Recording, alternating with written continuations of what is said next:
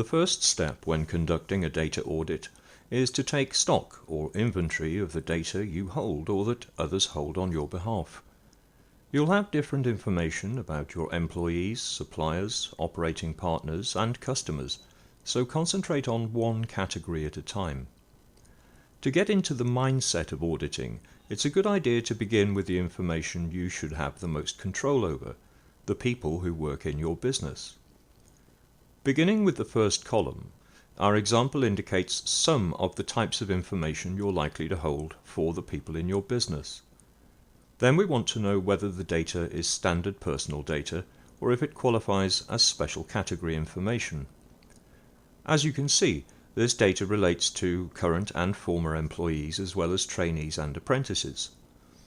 In the next column, the reason for processing is given as payroll, but that may not sit well with former employees in column 3, except that you have a legal obligation to pay and communicate that payment to HMRC, someone who's recently left your employ. This example demonstrates the benefit of adopting a logical approach to each entry.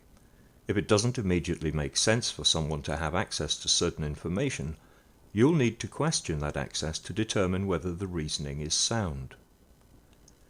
If you break the personal information you hold down into individual components, you'll find the process much simpler.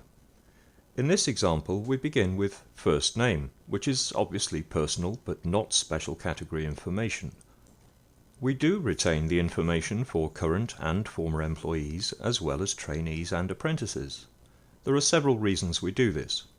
People like to be paid, and we have a legal obligation to pay them as well as to inform HMRC.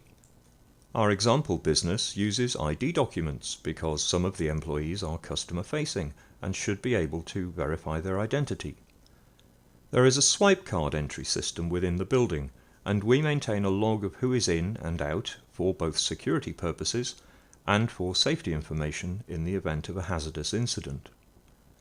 Computer use is also tracked by individual passwords, so that we know who was accessing the system at any particular time.